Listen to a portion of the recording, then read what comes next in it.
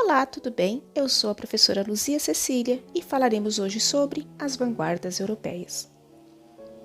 As vanguardas europeias surgiram no início do século XX. O termo vanguarda vem do francês avant-garde, que significa à frente, aquilo que está à frente. Um pensamento de vanguarda é um pensamento que está à frente do seu tempo.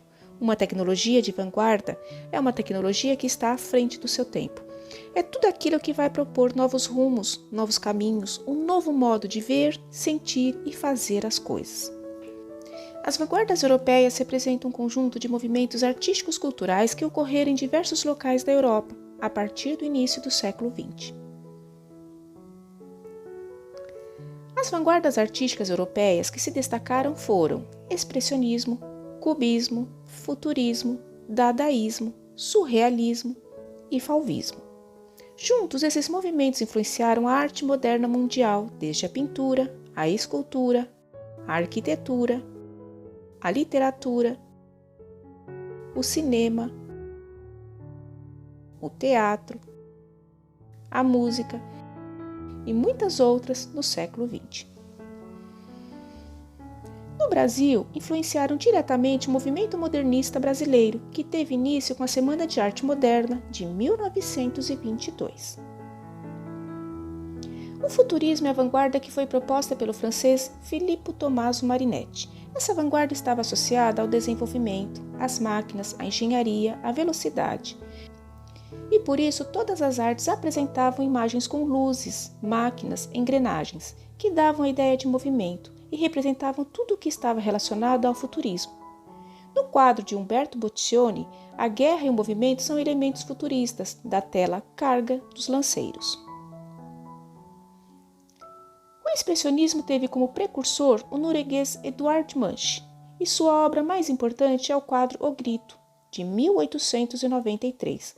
Será a vanguarda que se associou à distorção, à deformação, com corpos disformes, cabeça grande, corpo pequeno, pés enormes. Era a tentativa de representar a deformação da realidade e um certo sentimento de angústia. Possuía um caráter subjetivo, irracional, pessimista e trágico, justamente por enfatizar as mazelas e os problemas do ser humano. O cubismo foi um movimento artístico pautado na geometrização das formas, iniciado em 1907 pelo pintor espanhol Pablo Picasso, com a tela Les Demoiselles d'Avignon, As Damas de Avignon. As Senhoritas ou As Damas de Avignon é uma das primeiras obras cubistas. E olhando atentamente à direita, percebemos o detalhe exibindo a influência da arte africana na pintura de Pablo Picasso. Essa corrente teve como inspiração o trabalho do pintor Cézanne e dividiu-se em dois segmentos, o cubismo analítico e o cubismo sintético. No cubismo analítico, as formas e figuras foram tão desconstruídas e fragmentadas que se tornaram irreconhecíveis. No cubismo sintético, os artistas voltaram à representação figurativa, mas não a uma abordagem realista dos temas. Olhando atentamente, perceberemos um violão na pintura de Bach. No Brasil, o movimento cubista influenciou os artistas Tarsila do Amaral e Emiliano de Cavalcanti.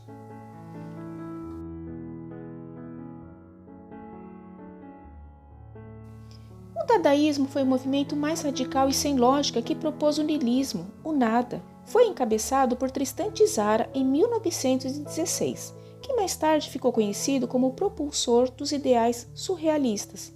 As principais características do dadaísmo são a espontaneidade da arte pautada na liberdade de expressão, no absurdo e irracionalidade. Para Tzara, a receita para se fazer um poema dadaísta era pegar um jornal e uma tesoura, recortar o artigo escolhido, recortar as palavras deste artigo, colocar as palavras dentro de um saco, agitar suavemente e retirar as palavras colando na ordem que foram tiradas do saco. E dessa forma o seu poema dadaísta estaria formado.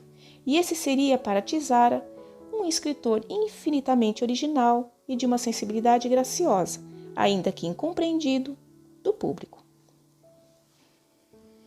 Mas sem dúvida, o pintor e escultor francês Marcel Duchamp foi uma das figuras mais emblemáticas do movimento dadaísta, com seus objetos prontos, o ready-made, que se afastam de sua função original. Como exemplo, temos a fonte de 1917, um urinol, apresentado como obra de arte com o pseudônimo de R. Muti.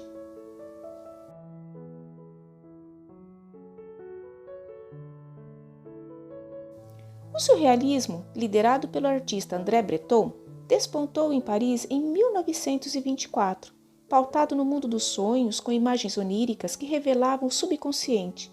Esse movimento era caracterizado por uma arte impulsiva, fantástica e onírica.